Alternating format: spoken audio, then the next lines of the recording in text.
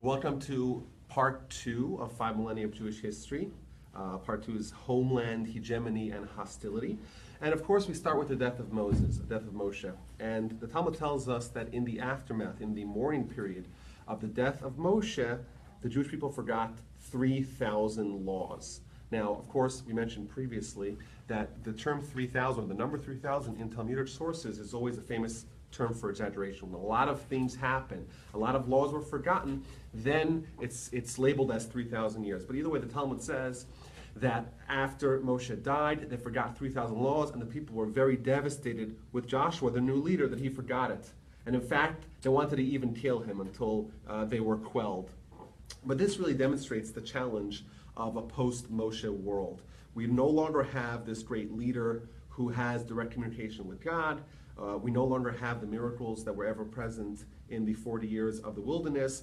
And while Joshua was great, he's compared to the moon, whereas Moshe is like the sun. A month after Moshe dies, they head into Israel, and this is finally the culmination of the dream. It's happening. The Jewish nation, they left Israel as 70 souls several hundred years prior. Now they grew into a nation. There's hundreds of thousands and millions of people, and they're united as a nation, and they're heading into the land that was promised to Abraham, Isaac, and Jacob, the land of milk and honey. They crossed the Jordan miraculously. The bearers of the ark walked into the Jordan. It split the sea, it split the river as it did for Moshe after the Exodus.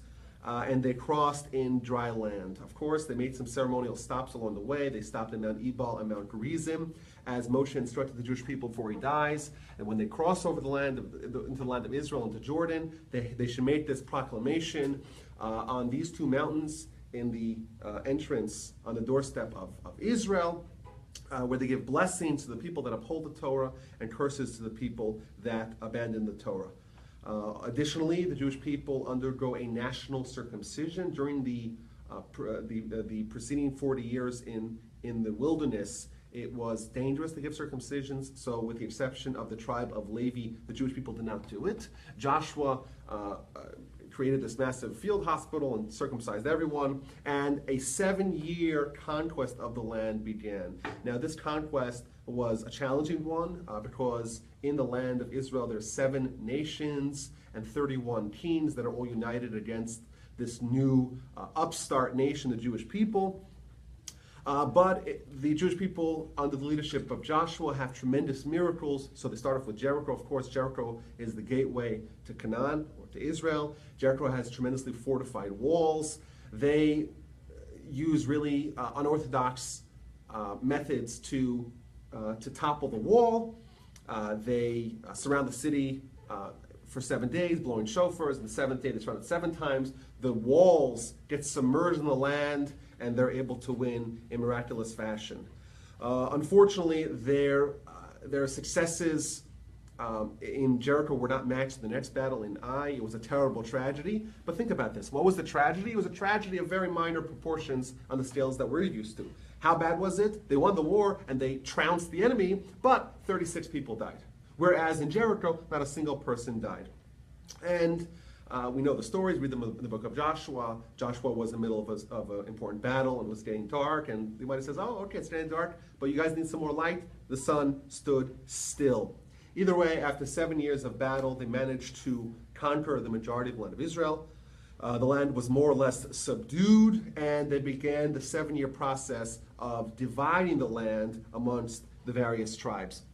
There were still some pockets of resistance in the land, but the vast majority of the land was controlled by the Jewish people, and there was peace. They would begin a Jewish settlement that would last for over 800 years. After 800 years, they would be kicked out and sent to exile by the Babylonians, and that's the destruction of the first temple. They come back 70 years later, rebuild the temple, reinstitute Jewish sovereignty over Israel, more or less. Would be there in the Second Commonwealth for 400 years, when they were finally sent packing by the Romans, and they only came back in recent modern times. Like we mentioned, when Moshe died, there were unique challenges facing the people. They came now into contact with foreign people, with foreign ideas, with societies and civilizations that were wanton in their sins and their idolatry and paganism.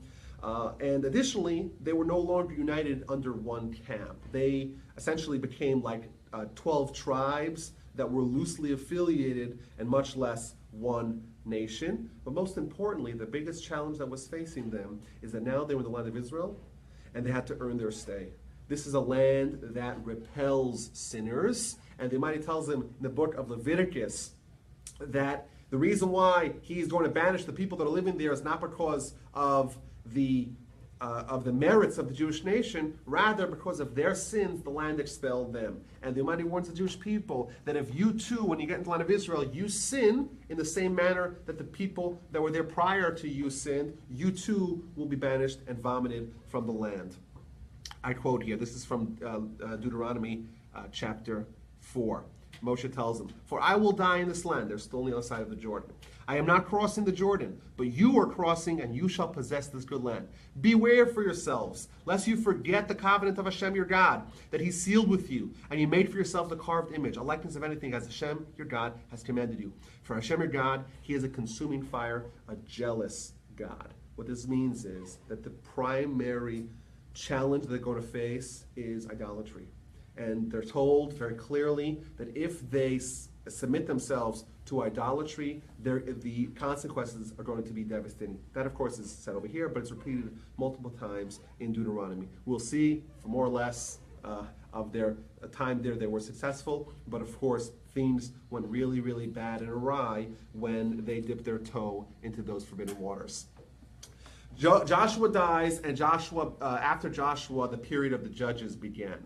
The judges were reflective of the state of the nation at the time. The judges weren't the total bosses over the people. The people weren't united. There was no kings, for example. And therefore, the people were held together not by monarchy, by legislation, by government, rather by the rule of God. In fact, the period of the judges has been misconstrued as a period of chaos, because there was chaos to a degree, and there were certain episodes of chaos because there was no king and no unified central authority of the people. But the truth is that this is a remarkable testament to the Jewish people's acceptance of the Torah. Despite the fact that it did not have strong government, despite the fact that there was no king to keep them in their place, with a few exceptions, for the majority of the time, they were self-governed by the law of God and the law of the Torah. Over the period of the judges, which is going to span about 369 years to be precise, there's going to be 15 judges. Most of them are going to be great leaders and heroes. Some of them were a little bit, less fantastic.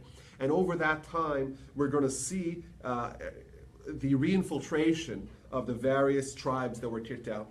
Joshua was successful in his conquest of Israel almost entirely, but those pockets will flare up. And over this time, there's going to be almost continual warfare.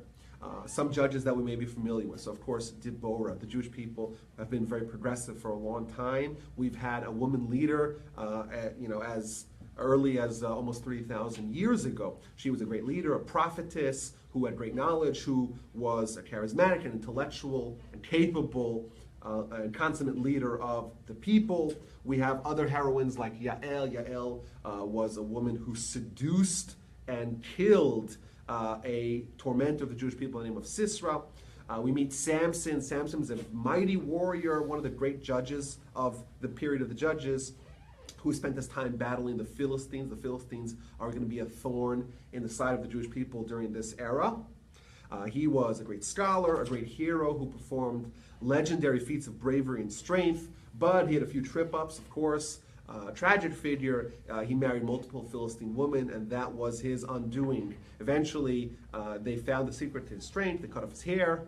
They blinded him. They imprisoned him. They were taking him and parading him through the streets, and they put him in a lavish banquet with 10,000 onlookers to torment him, and he gathered his last little bit of courage and pushed the two beams and columns that were holding the wall, collapsing the entire building, killing tens of thousands of the enemies of the Jewish people, along with Samson himself.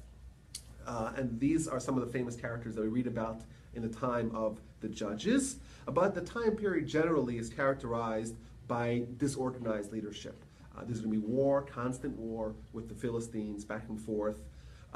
And like I said, the people generally are going to self-govern. The law of God without a king is going to be the law of the land. But there were some critical sins that the Jewish people did as a result of no strong leadership. So the two major ones that are mentioned is the image of Micha. Micha was someone whose mother, she left as her legacy. She wanted to build some sort of memorial to God. Now, of course, in Judaism, we know we're anathema to imagery of God. That's we don't believe in doing that, because that could very well spiral into something on its own. In fact, that's the history of idolatry. Idolatry began as, with good intentions, like a lot of really bad things. Good intentions to laud God and give him honor and give him credit, and let's honor his creations and the sun, the moon, the stars, and all the cosmos. Well, what happens? Eventually that link gets forgotten and people forget about God entirely. Well, that sort of happened, and there was some sort of shrine of idolatry that resulted. And of course, the story of the concubine of Gibeah, a very, very devastating story, where some hooligans from the tribe of Benjamin, they were looking for, they were looking to engage in nefarious and licentious activities, and they ended up ravaging this woman, a concubine. She died. People were enraged with what they saw. So in order to kind of mobilize the people, they took this woman, poor dead woman's body, they cut it up into multiple pieces, and they sent it out to the nation, and every community got a little piece of it. They got all enraged, and a civil war emerged, wherein the tribe of Benjamin against the tribes against the rest of the people, and there was absolute devastation. There were deaths in the tens of thousands. The numbers given are almost 100,000 people. And of course, that is reflective of the fact that there is no monarch, there's no king that's going to stamp out such a thing. If there's infighting, if there's sectarianism amongst the Jewish people, but there's a strong king the people all look up to, that would prevent it. Thus concludes the book of Judges. In those days, there was no king of Israel. Everyone did what was right in his eyes. Of course, that could be interpreted as everyone did what was right in his eyes. It was chaos. Everyone just did what they wanted. But truthfully, what this means, everyone did what was right. Everyone behaved the way the Almighty did, not because of some governing authority that mandated such behavior, but because of they individually felt it was right in their eyes. They felt motivated and galvanized to follow the Word of God. The time period of the judges is going to end with the last judge, the prophet Samuel. Samuel is someone one of the great heroes in Jewish history. He's someone who is equal to Moshe and Aaron according to Scripture. He strengthened and re-strengthened Torah knowledge and study amongst the people to a level that was unequaled and unmatched since Moses. And his primary development is the unification of the tribes under a single king. Of course, the first king of Israel, whom Samuel anoints, is the great king and the tragic king Saul. Saul was a very conflicted individual. On one hand, we're told really terrible things about him. He had tremendous jealousy. He persecuted and hunted down David and wanted to kill him. He was paranoid. He made some mistakes. But on the other hand, we're told that he really was the ideal king. He was charismatic, he was physically gifted, very tall, very handsome, very charitable and selfless. He was a great hero. In fact, the Philistines, the great tormentors of the Jewish people of the time, they had kidnapped the ark. And Saul led a daring rescue of the tablets and the Ten Commandments and the ark from the Philistines. He became king. His reign would be very short because of some tremendous mistakes that he did. He had bad advisors, of course, that instigated him against David. He had the insecurity and jealousy and paranoia, like we mentioned prior. But his chief mistake that he made is when Saul, the prophet, told him, go destroy Amalek. As we're told in the Torah, Amalek is the anti-Jew Jewish nation. They're the exact opposite of us. We're motivated for good, they're motivated for evil. Samuel instructed unequivocally, destroy, decimate, and eradicate Amalek, kill everyone, destroy everyone. And he, had some misplaced mercy. He let the animals live, he let the king live, etc. And Samuel was terribly disappointed with him, and he came to him and told him that because of this terrible mistake that he did, he is no longer the king. And then we move on to this period where, according to God, according to Samuel, according to the prophet, spiritually, so to speak, Saul is no longer the king. But he still is the king according to the people. And he still is wearing the crown, and he's still promulgating the laws, etc. But at that time, Saul heads off to find the next new king, and of course, he finds the exact opposite of Saul, someone who is very unlikely, someone who does not fit the bill of someone who is designated to be a king, someone with very humble beginnings, as we will see, and of course, that is David. Now, back just to finish up Saul's storyline, when David was anointed king, even though Saul is still in the official capacity as king, this begins a kind of this cat and mouse game where, on one hand, Saul courts David and engages with him. On the other hand, he tries relentlessly to kill him. So, for example, he says, "Oh, David's now the new king." He made an announcement. He says, "Okay, whoever kills Goliath, he's going to be, lauded as a hero." David kills Goliath. He tells David, "Okay, whoever brings me 100 foreskins of Philistines, kills 100 Philistines and brings me the foreskins," which is a pretty awesome way to engage in battle, right? Whoever does that, they're going to marry my daughter. So David comes and says, 100 foreskins, how about 200? He gives him 200 foreskins, and he marries his daughter Michal. So this weird relationship ensues where David is actually the son-in-law and the real king, but his father-in-law and the king who was deposed by Samuel is trying to kill him. In fact, it got so bad that there was an entire city of Kohanim, city of Nov, and they unwittingly and unknowingly supplied David with food and shelter. And when Saul found out, he actually slayed the entire city. He slew the entire city. And we see Saul as someone who on one hand showed compassion and mercy to the evil people in Amalek and was able to show tremendous cruelty to the merciful people of Nov. Saul's story ends with his suicide. He was being pursued by the Philistines. Instead of being taken and paraded throughout the city, he committed suicide. Of course, there's tremendous theological and halachic problems with that, but that's what happened. And David assumes the mantle of undisputed king of Israel. Of course, David, we know, had very humble beginnings. His great-grandmother is Ruth. Ruth is someone who was a convert whose conversion was actually contested. So he doesn't come exactly with the most sterling line in the Jewish people. He was ostracized by his own family. In fact, when Samuel came to the house of Jesse to find the next king of Israel, so he knew that the next king of Israel was in this house, and he inspects all the sons, and no, not this one, not this one, and he's like, "Is that it?" They're like, "Yeah, that's it." Because in their heads, they couldn't even have imagined that the ruddy David, who's out in the back tending to the sheep, is going to be the next king. Of course, another great pattern we see with great Jewish leaders, like Abraham, of course, Moshe, and King David, and much later we'll meet Rabbi Akiva. They were shepherds. Like a shepherd tends the flock, that's what the role of a king and the leader of the Jewish people is, to be someone who is selflessly dedicated to his constituency. David becomes the king, and of course, he is able to unite the kingdom and to expand the kingdom and to finally capture all of Israel. Now, David is one of the great personalities in Jewish history. He's someone who had a profound and intimate personal relationship with God that we try to emulate. And of course, someone who lived a tragic life because he was being pursued by his enemies and his tormentors incessantly. During the month of Elul, the month that we're in right now, there is a tradition to read the Psalm 27, authored by King David during this month. Of course, this month is the run-up to the high holidays. We're trying to bolster our relationship with God.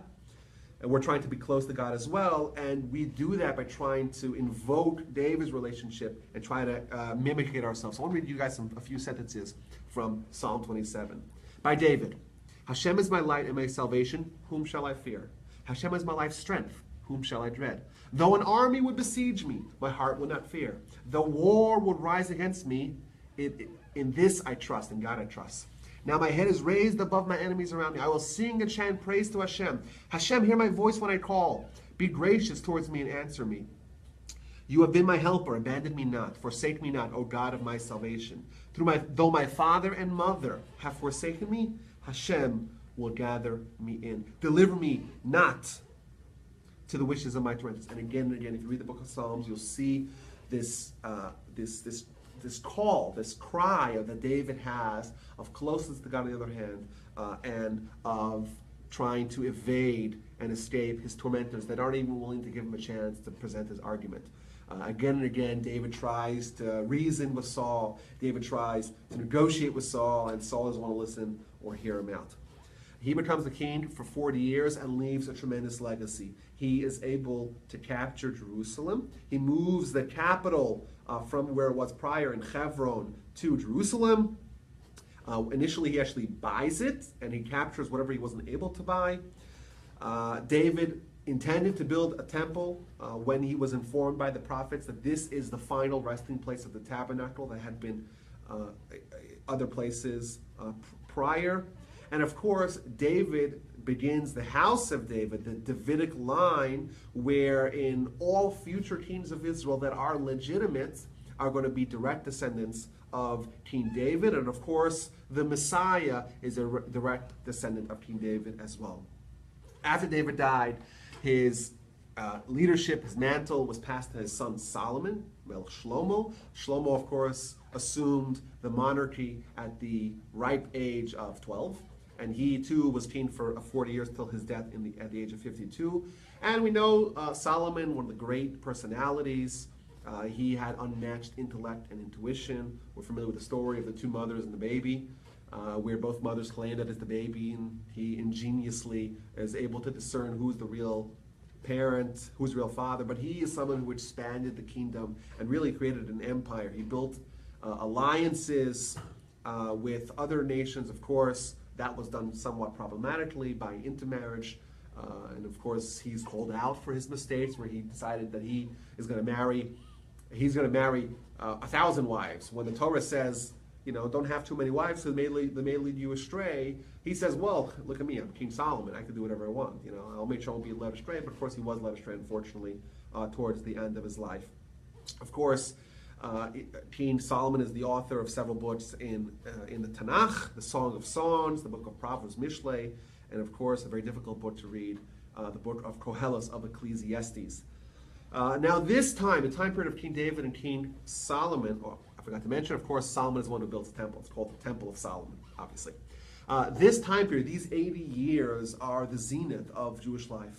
Things were so good. There was peace, there was prosperity, there was righteous leadership, both, of course, political leadership in the form of King David and King Solomon, righteous religious leadership, stability. Things were great. In fact, things were so good that all the Gentiles and the foreigners looked at the Jewish people as people they want to join. And in fact, during the time period of David and Solomon, because there was a fear that converts would be insincerely attempting to try to jump on the bandwagon of the Jewish people, they actually suspended the laws of accepting converts during those 80 years. Things were that good.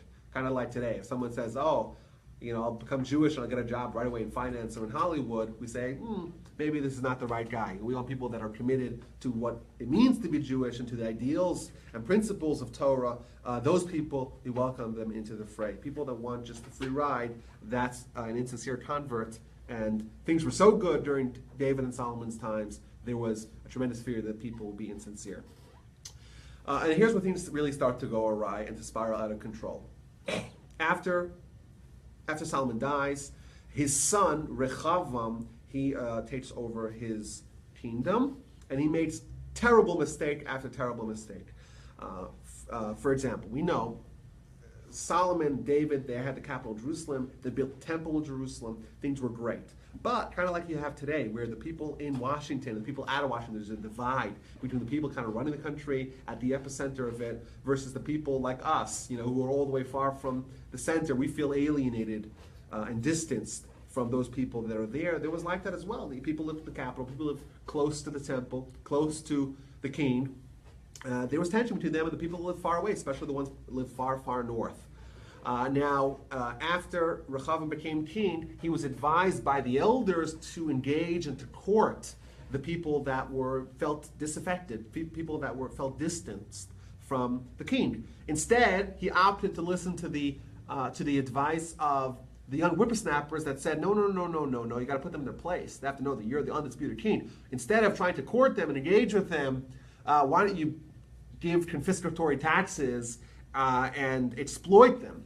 So they said, okay, you want to do that? We're going to secede. And so almost right away, a couple of years after Solomon is dead, Rehoboam is the new incompetent king, and we have a secession. The northern kingdom of Israel, noted as the 10 tribes, they say we're going to have our own kingdom. And the southern kingdom becomes the southern kingdom of Judah. That's the tribes of Judah and Benjamin. In fact, the reason why Jews are called Jews is because we come from Judah and from the kingdom of Judea. Now, this is going to be really, really bad because the kingdom is going to divide and never reunite. The 10 northern kingdoms made their own government. They call themselves the Kingdom of Israel, and their capital city was in Samaria.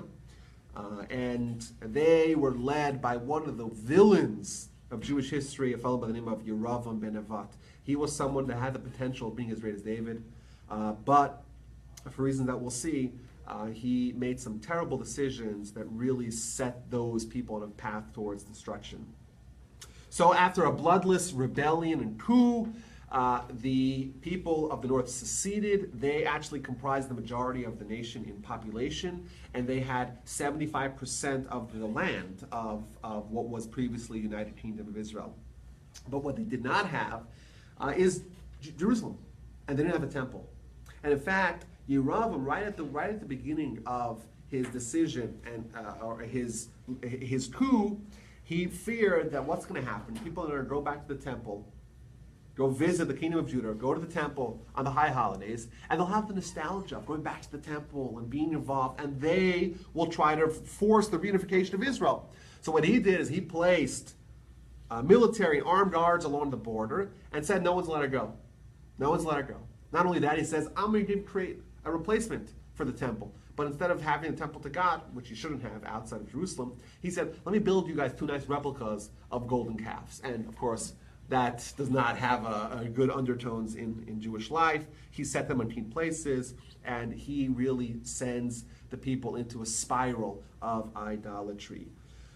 Over the next 100 and some odd years, 180 years, the kingdom of Israel, the northern kingdom of Israel, is going to steadily devolve. All the monarchs or the leaders of the northern kingdom of Israel are going to follow Yerovam's lead. They're going to be idolaters. They're going to not believe in God, not reunite the Jewish people with their brothers in the south.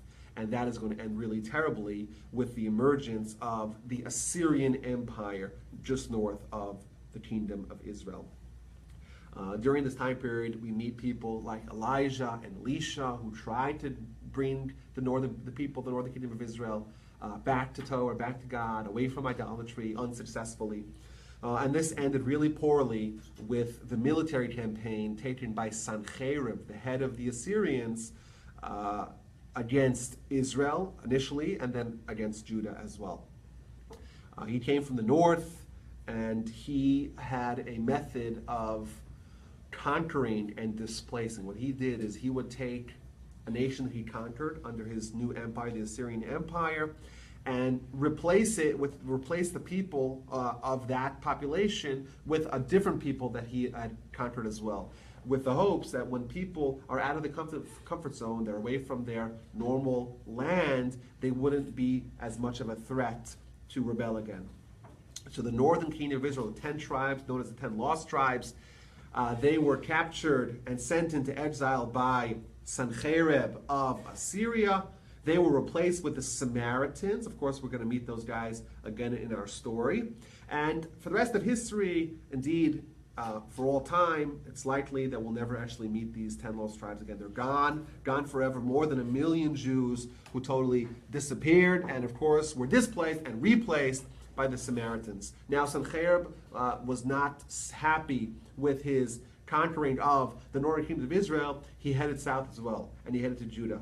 And he actually was very successful initially in his campaign, and he managed to besiege Jerusalem, which was then led under the Judean king called Chistia. Now, the southern kingdom of Judah did not spiral as badly as the northern kingdom of Israel with regards to idolatry. They had a motley mix of kings, but for the majority, they were mostly true to Torah, true to God, true to the principles of Judaism.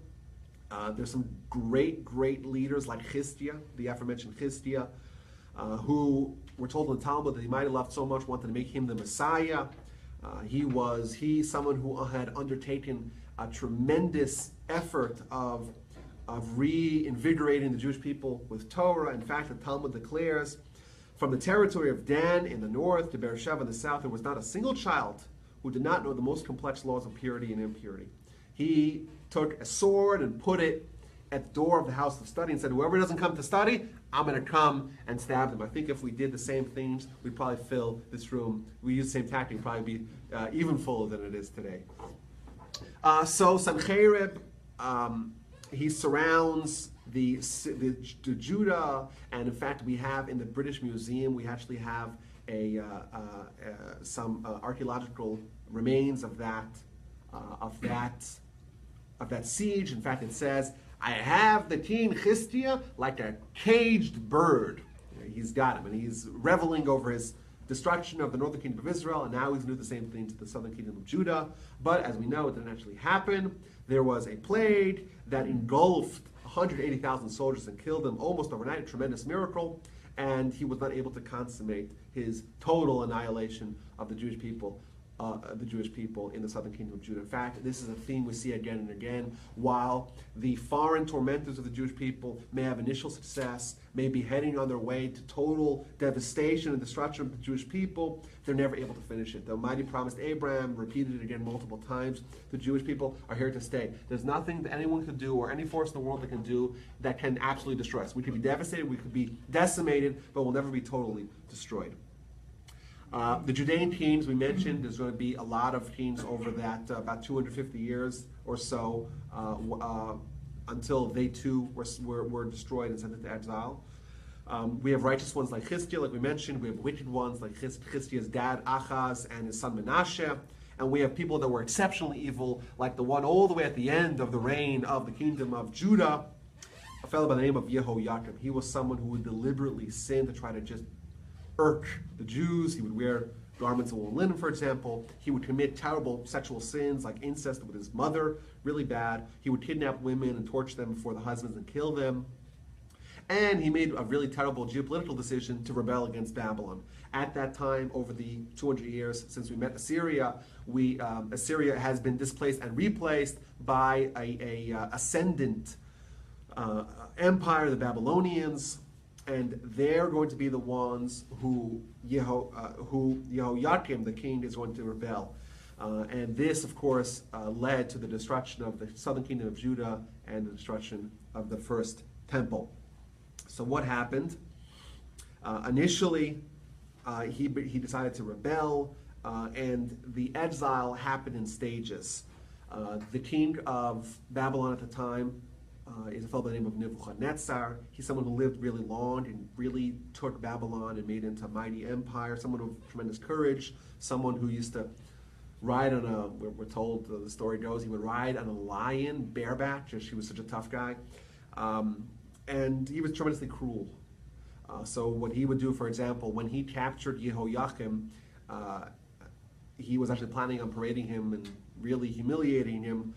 To his dismay, the king, the Jewish king that he captured, died in captivity. So instead of doing that, he actually took his body, cut it up into multiple pieces, and tied it to a donkey and had it dragged around the land for people to see. But either way, the Jewish people are going to be now under the control of Babylonians.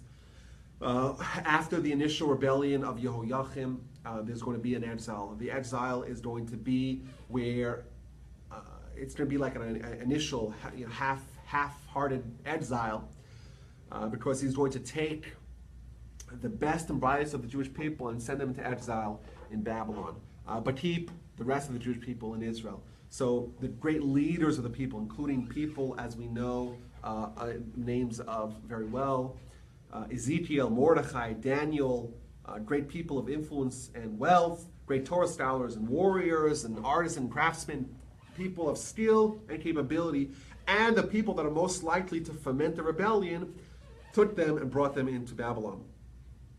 But in Jewish history, we know that this interim period between the initial exile of the best and brightest of Babylon and the ultimate exile of everyone to Babylon is going to be only 11 years. And during those interim 11 years, the people that were initially exiled are actually going to build the infrastructure of the Babylonian community that's going to happen, where the entire masses of the people are brought to Babylon.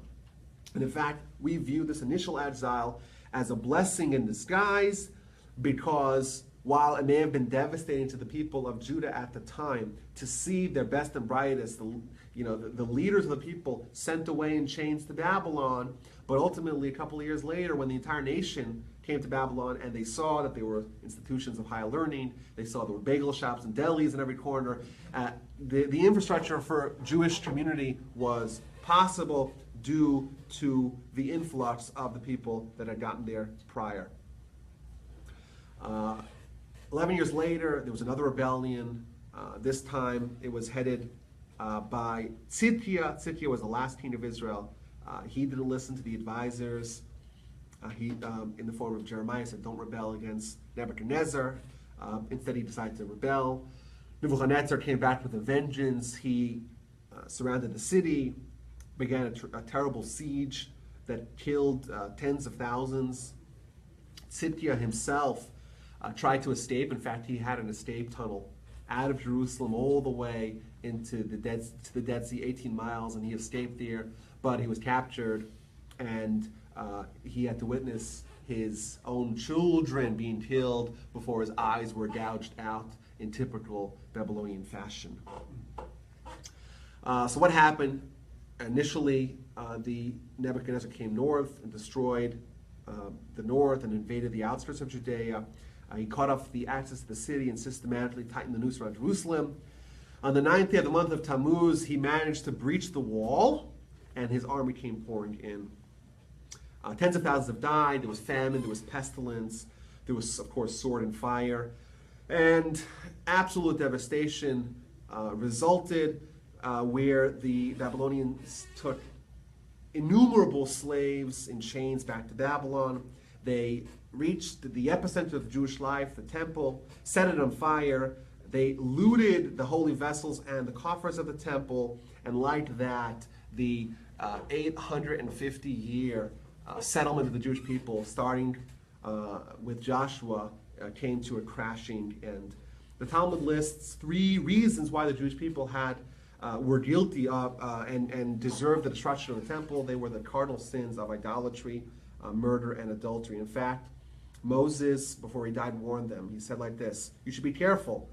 Perhaps when you go to the land of Israel, you deviate and start to worship other gods and bow down to them, and the Almighty's anger will flare up against you, and you will be destroyed very fast from the land that the Almighty gives you. We're told, if you want to earn the land of Israel, if you want to merit to be there in happiness and in prosperity, in peace and stability, you have to make sure that you follow the Torah. If you don't follow the Torah, you try, dip your toes into other things, into idolatry and whatnot, you're going to be destroyed. What happens after the destruction? Major question. And this is indeed a theme we see again and again. The Jewish people are devastated, they're destroyed, they're humiliated in terrible fashion.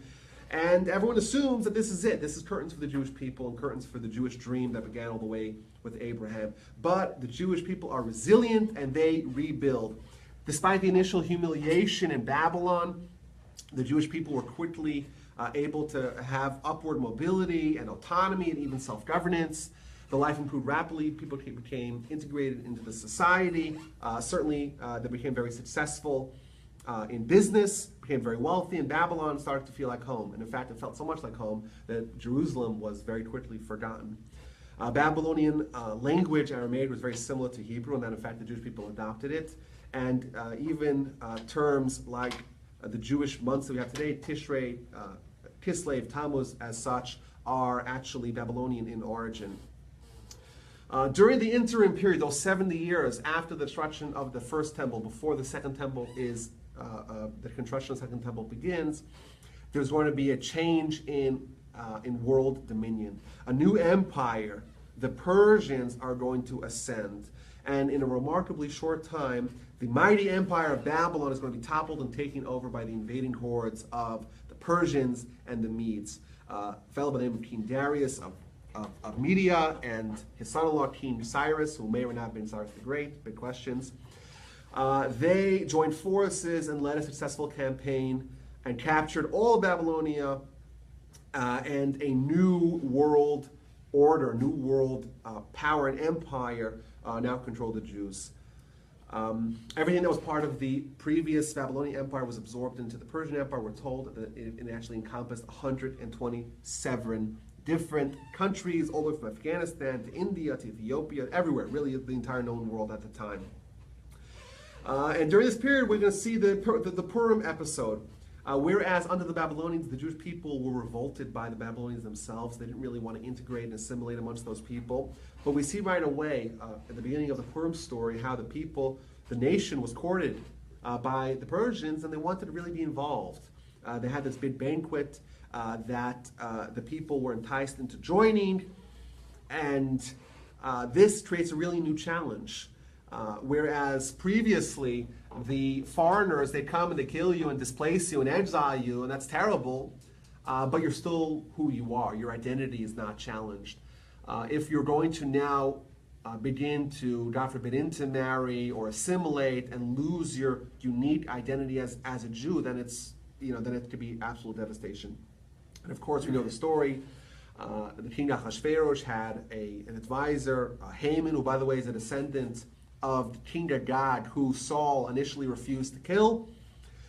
He had genocidal ambitions to destroy the Jewish people. He managed to convince the king to join forces.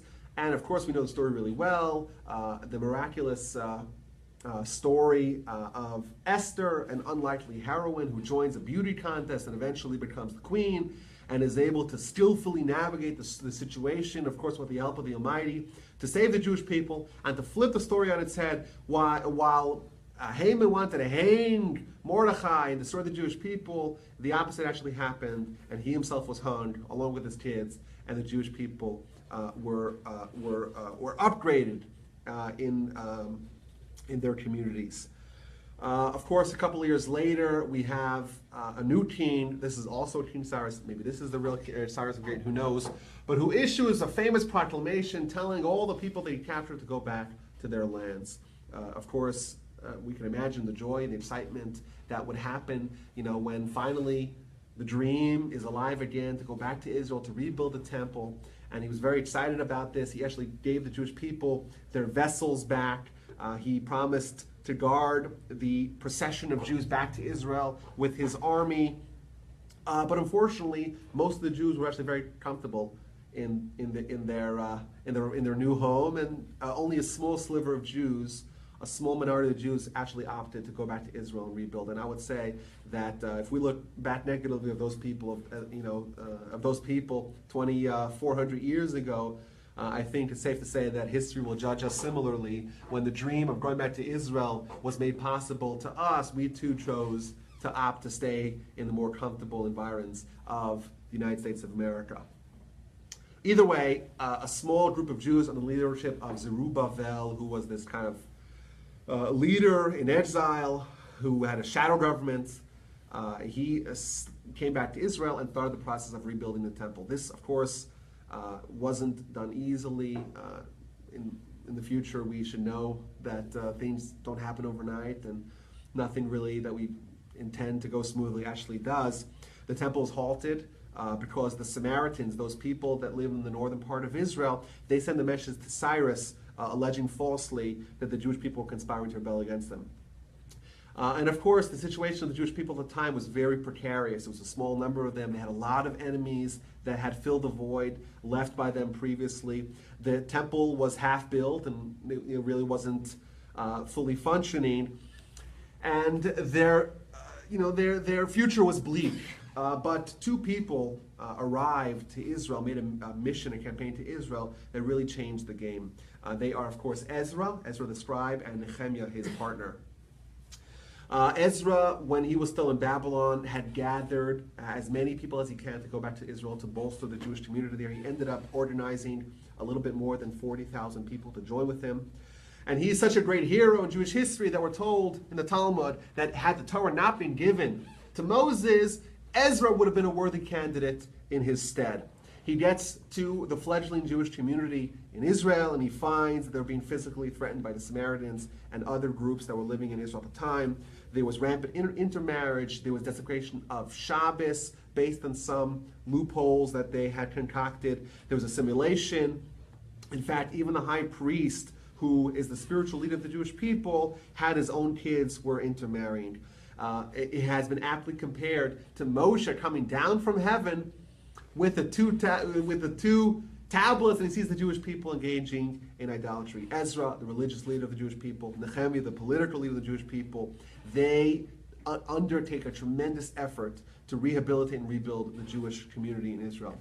So first things they do is they actually build a wall around Jerusalem in order to stunt the guerrilla attacks of their neighbors, to allow the building of the temple to be completed.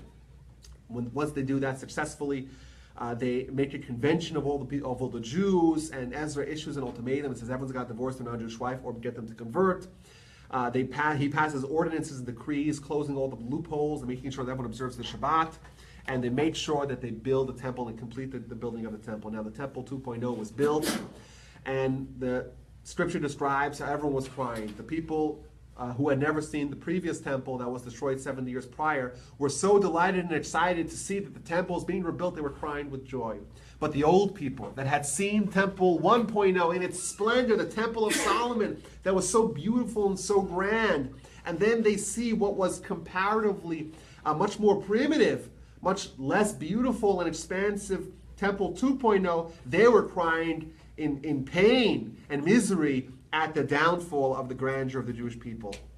The second temple indeed was to be built, but it lacked a lot of the, like I said, the aesthetics of the first temple, but it certainly lacked a lot of the vessels of the first temple as well. So for example, the menorah that Moshe built is gone initially, even though they would get one later. The Ark of the Covenant, that's gone. The tablets of the Ten Commandments, those are gone.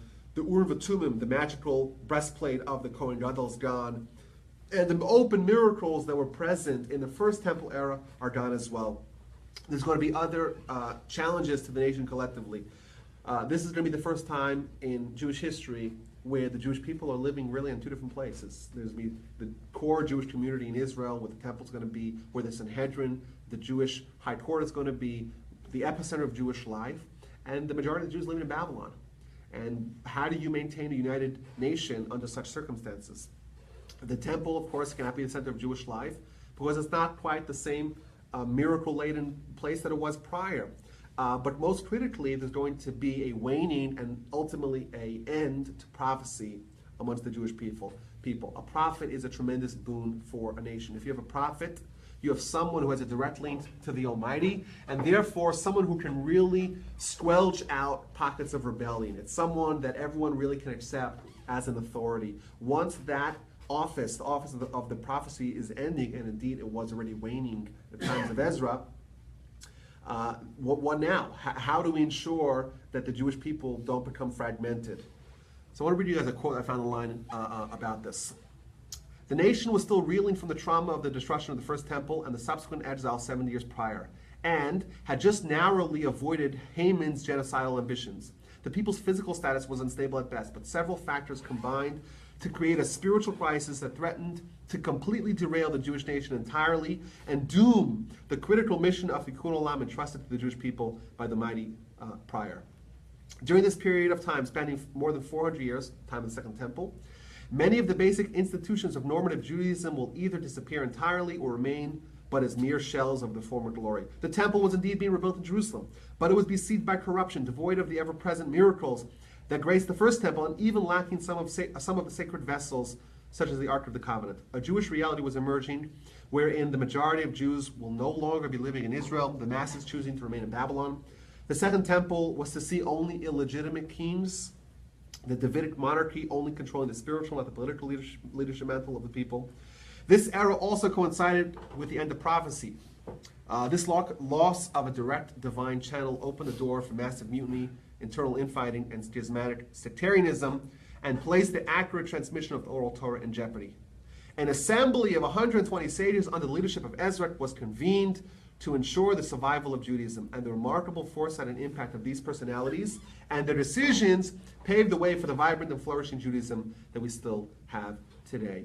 What Ezra did in response to his challenges, he took the Sanhedrin, that's going to be the bulwark of the Jewish leadership from then on, and he expanded it, and he gave it more powers. And like we read over there in that quote, the primary challenge is to ensure that the oral Torah, the transportable homeland of the Jewish people, is preserved and perpetuated in its accuracy. Some of the decisions and innovations that they made are, for example, they canonized the scripture. They took all the collected books and they decided what is included and what's not included in the final book, the Tanakh. They gave a formalized text of prayer. They coordinated and organized the Jewish calendar. And they established an educational system, land of Israel, to ensure the Torah is being taught. Now, of course, at this time, we're going to see another shift where, like we mentioned, there's not going to be a king. The high priesthood is going to be a office that's going to be beset with corruption. And that's going to allow that the Sanhedrin and the role of the Torah leaders of the people to really be upgraded. Now, after the Jewish people get there, what's happening in the world? The Persian Empire is going to be swiftly overtaken by our dear friends, the Greeks.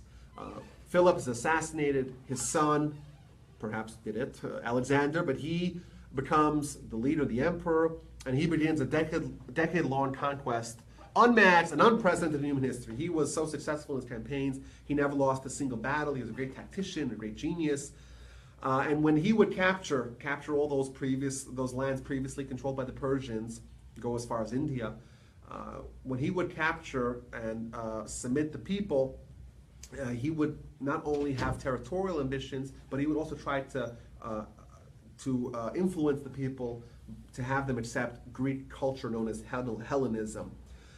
He was, like I said, enormously successful. There's so many cities named after him, like a bunch of cities called Alexandria. We're told in the Talmud what happened when he captured Israel. He managed to capture Israel in a bloodless manner, and in fact the Jewish people were thankful of that, and they told him that in appreciation, all Jewish males born in the year hence are going to be called Alexander, and in fact the name Alexander is still a Jewish name today. Now, this is going to heighten the tension that had existed with the Persians. It's really going to take it to a different level. The Greeks are people that are very developed, very sophisticated, and very, very thoughtful. But some of their ideas are antithetical to Judaism. Beryl Wine writes that according to the Jews, humans are created in the image of God.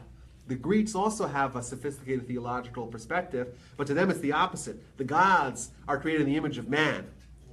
Whereas we seek to elevate the physical, they seek to take the spiritual and make it mundane and related to us. They, on one hand, they're very praised in Jewish scripture, in Jewish literature.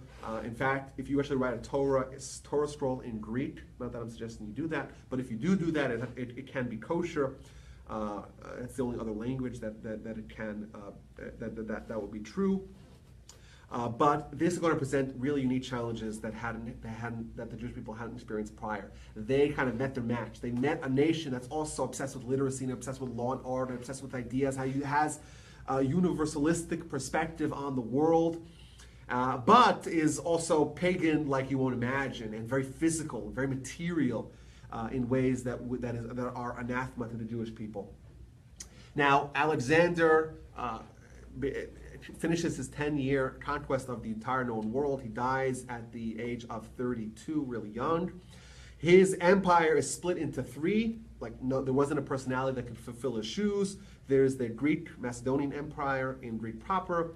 There is the Ptolemite kingdom in Egypt, and the Assyrian, also known as the Seleucids, north of Israel. So the Jewish people, Judea, Israel, is going to be sandwiched between two warring Greek offshoots, the ones in the north in Assyria and the ones in the south in Egypt, the Ptolemies.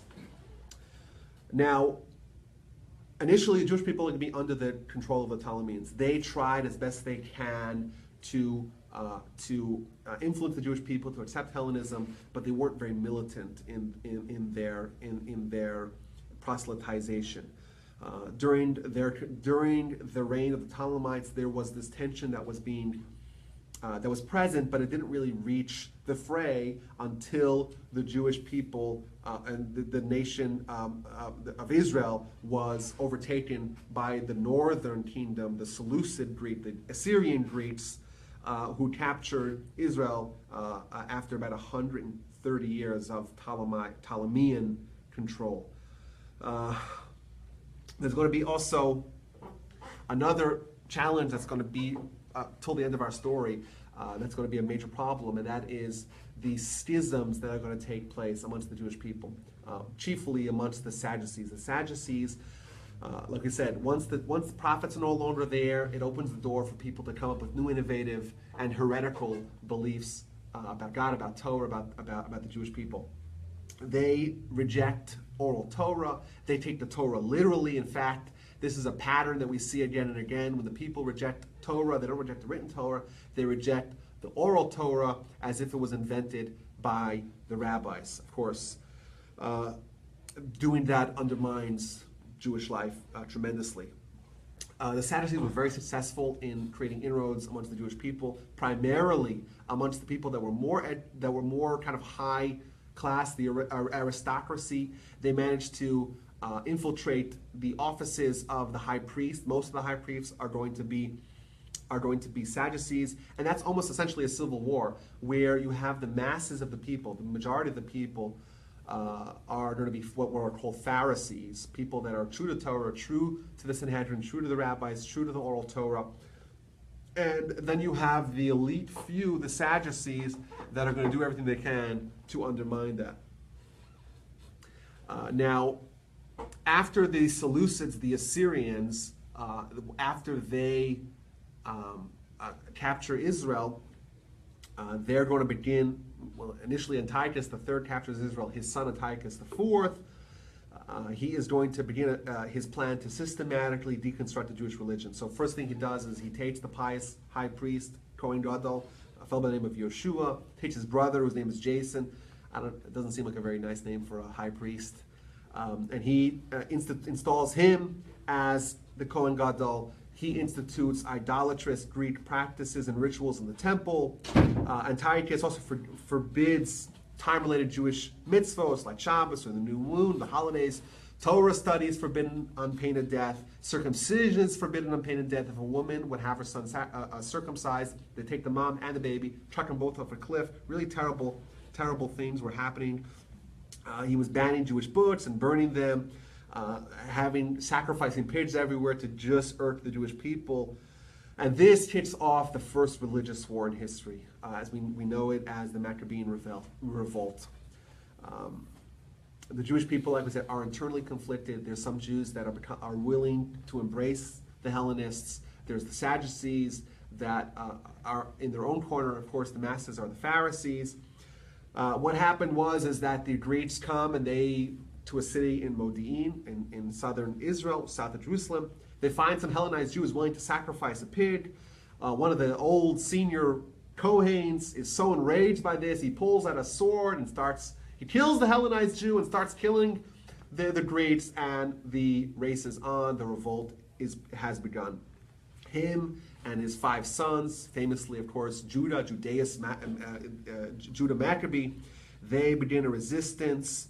and they engage in some daring battles, and somehow a protracted battle, protracted war really of 25 years, they managed to successfully earn sovereignty and rid the country of the Assyrian Greeks.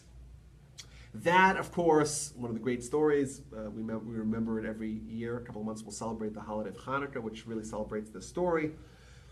This kicks off a new era of prosperity and sovereignty and stability known as the Hasmonean dynasty. So the Maccabees and the Hasmoneans, these are the same people. Unfortunately, that does not last very long, despite the fact that the Hasmoneans will rule Israel for just under 100 years. It's going to start off really nicely and really well by the initial Maccabees, the initial Hasmoneans. They're going to be righteous and pious and holy people, but progressively they're going to be Sadducees that are going to be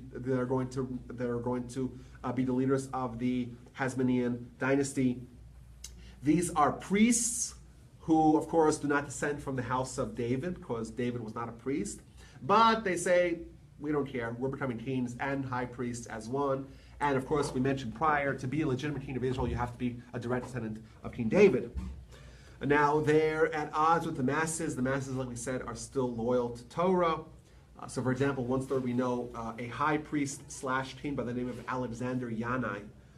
He is someone who was killing rabbis left, right, and center, and trying to do everything he can to influence the Jewish people negatively. So one story we know about him is that he mocked certain Jewish rituals during the holiday of Sukkot, and the entire nation was just there, and they were so disturbed by what they saw, they all took their esrods and started pelting him with esrods, and almost killed him. But as a response, he ordered his mercenaries to massacre everyone, and more than 6,000 people died. During that period of the Hasmoneans, we also see forced conversions for the first time in history, because they were trying to build the nation and the population, so they did forced conversions, which is a no-no, and of course we'll come back to bite them a little bit later. The Hasmonean dynasty ended when two brothers were fighting over the crown. The two brothers, their names of Hyrcanus or Horcanus and Aristobulus. Their mom had died, and they were fighting over the crown.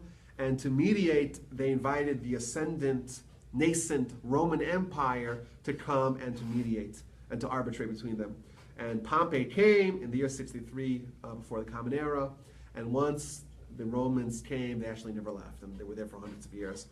Of course, Pompey managed to negotiate and said, you know what? I'm in control now, and Hyrcanus, you'll be my puppet. After Pompey himself was deposed by Julius Caesar, a fellow by the name of Antipater, he became the stand and the proxy for the Romans. Now Antipater, he was an Edomian. He was someone who was forcibly converted, thus his Jewish status is somewhat in question. Now, he is the first of what's known as the Herodian dynasty, because his son, also a great, terrible villain in Jewish history, is Herod known as Herod the Great. He's going to rule as a proxy, but he's going to rule Israel for 30 some odd years, and he's a terrible tyrant. He's killing rabbis and killing Kohen Gadol and marrying descendants of the Hasmoneans to bolster his own claims to the throne, and then deciding he doesn't like him and killing off his own family members. Really, basically like a Jewish Stalin. Really terrible guy, but also someone who we find some nice things to say about him because he's a tremendously gifted builder. He refurbished the temple in the year 19 before the Common Era. He started this massive undertaking of refurbishing the temple. Why did he do that? Because he felt bad that he gouged out the eyes of one of the rabbis. He gouged out one of the rabbis' eyes because he didn't like the rabbis. That's what he did. That's just the way. That's how he rolled. He gets dressed up and changes his voice and goes to meet the same rabbi and starts talking to him about Herod. What do you say about Herod? He says, listen, Herod's a good guy, And he's like, what? I gouged out his eyes and he doesn't have any animosity towards me. I'm going to do something good for the Jewish people. I took out the eyes of the Jewish people. I'm going to rebuild the eyes of the Jewish people, the temple. So he begins a tremendous effort to rebuild the temple, to refurbish the temple, to make it the most spectacular building in the world. The Talmud tells us that if you never saw Herod's temple, you never saw a beautiful building in your life. The Talmud describes waves of blue marble that just tantalized everyone that saw it. Of course, Herod didn't build just that. He built the retaining wall around the Temple Mount, the one that still stands today in the Western Wall. Of course, a tremendous engineering accomplishment. He built Caesarea. He built the fortress of Masada. He built Herodium. Herodium is the largest man-made mountain and fortress in the world. And a palace, of course. He died. Thankfully, he died in the year 4 before the Common Era. But really, things would not be getting much better. Several generations later, the temple will be destroyed, and the Jewish people will once again be sent out of Israel and into exile. Now, the Talmud declares that the second temple was destroyed because of senseless hatred of one Jew to another Jew. And we read about this in the run-up to the destruction of the Second Temple. There was a tremendous spike in factionalism and sectarianism. The Talmud goes on to say that there was 24 different groups amongst the Jewish people. Everyone had their own group, and everyone else was foreign to them. So I give you some list of some of the groups here. We have the Pharisees. They, of course, were the majority of the people that were still true to Torah and the ideals of Judaism. The Sadducees that we spoke about, the Essenes, a religious fanatic group. They used to live in caves and engage in prolonged fasting and celibacy. They, of course, disappeared, but we have the Dead Sea Scrolls that almost everyone seems to agree are from the Essenes. Hellenized Jews, the ascendants of the Judeo-Christians, Zealots, very nationalistic people that were just terribly distraught that the Romans are there. People called the Sicari. These Sicari is the name for a short dagger. These like assassins, Biryonim criminals, and of course lots of non-Jews. So these are some list of people that we know. Things got really bad. There was spikes in crime so severe that the Sanhedrin decided independently to abandon the temple, to leave, because when they leave, there can no longer be any adjudication of capital crime, because the temple was way too busy. The courts were way too busy, and the court said if the Jewish people, if they're not going to behave the way the Jewish nation ought to behave, they don't merit to be governed by us. Let them be governed by the Romans. They left, and we'll meet them again in our story. Now, the Romans were not making the Jewish people's life very good. They increased confiscatory taxes. They stripped the Jewish people of citizenship. They erected statues in many cities to incite the Jewish people. There were some really bad and incompetent leaders, the prefects and the procurators that the Romans installed as proxy leaders of the Jewish people. People by the name of Pontius Pilate we know. Felix, Florus is one of the worst. And Florus incites the Jewish people, provokes them so badly to cover up his own ineptitude that he triggers the Great Revolt. The Great Revolt is in the year 66 of the Common Era.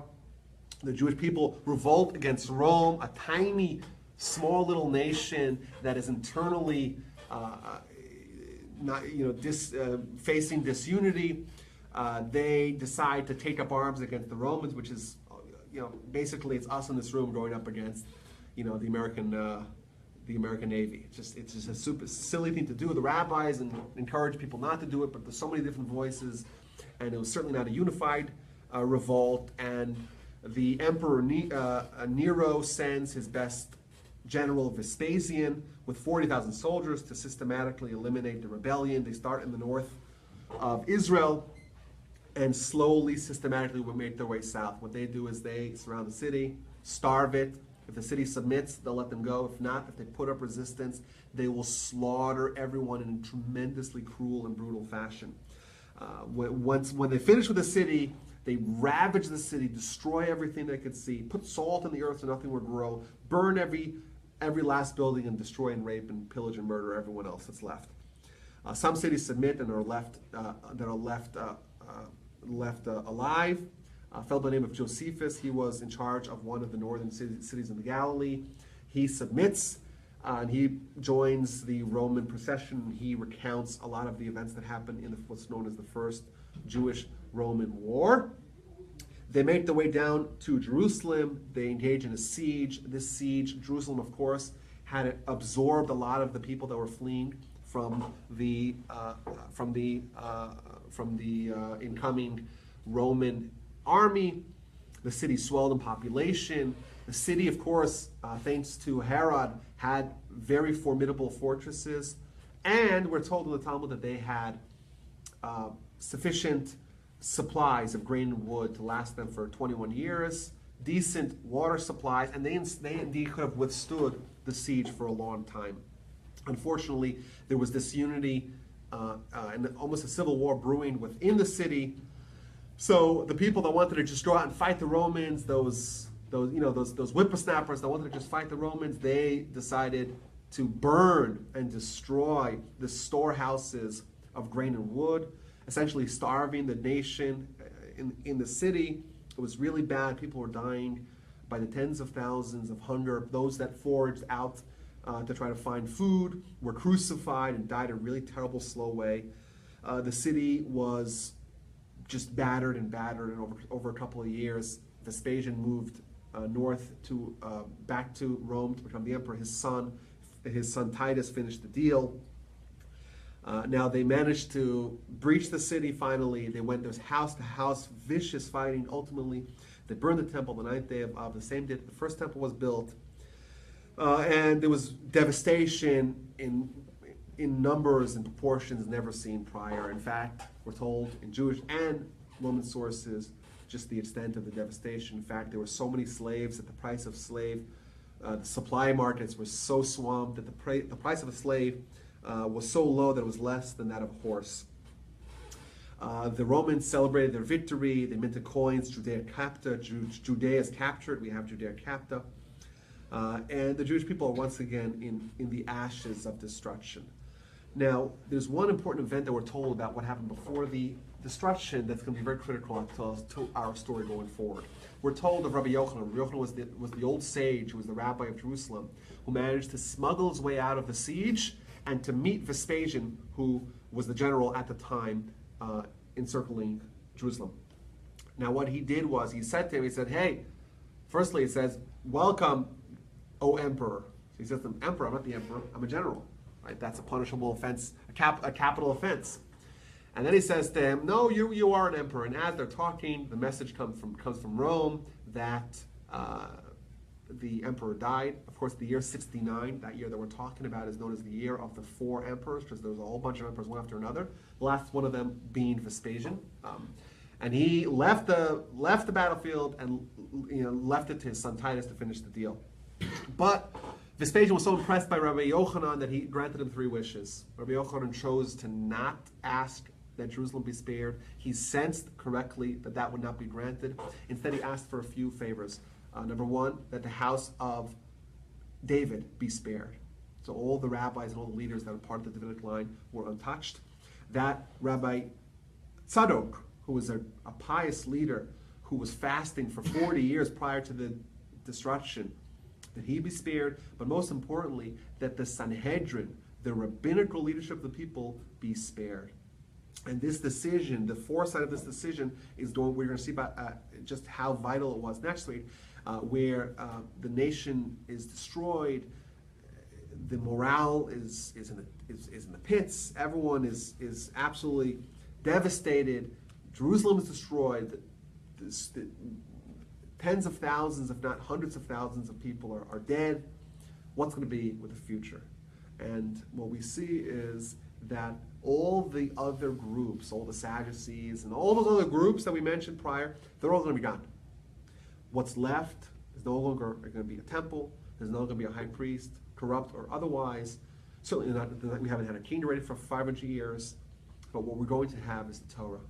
And at this point in time, the rabbis and the Sanhedrin are going to be the ones who are going to rebuild the Jewish nation and ensure that the dream of what Abraham began and what the Torah envisioned for us and what we started with Joshua and all the high hopes, this dream is still alive. I think we could say one kind of thought that really collects this entire presentation together is that, first of all, it's not going to be easy for us, and we're going to face a lot of resistance and headwinds in our pursuit of Tikkun Olam, of making God known to the world, most certainly. But most importantly is that while we may face external threats that may be existential in nature and may threaten us both physically and religiously, spiritually, the internal threats, the threats of Jew fighting against Jew, the threats of sectarianism, of factionalism, of people abandoning Torah, of people abandoning God, of people forgetting their mission, is ever more great and ever more devastating. non-Jew could do a lot of damage to us, but you know who could do even more damage to us? Ourselves. So next week, to see what happens after such devastation that destroys the morale and the land and the people and the spirit of the nation, what happens next and how do we try to rebuild? Next week on 5 millennia of Jewish history, and I thank you all. Thank you. Any questions? I may have missed it. Was the Second Temple destroyed 79 CE, Common Era? No, 70. 70. 60, yeah, of the Common Era, yes, that's right. Any other questions? You like it? Okay, good. No questions. Good to see you, Al. Same here.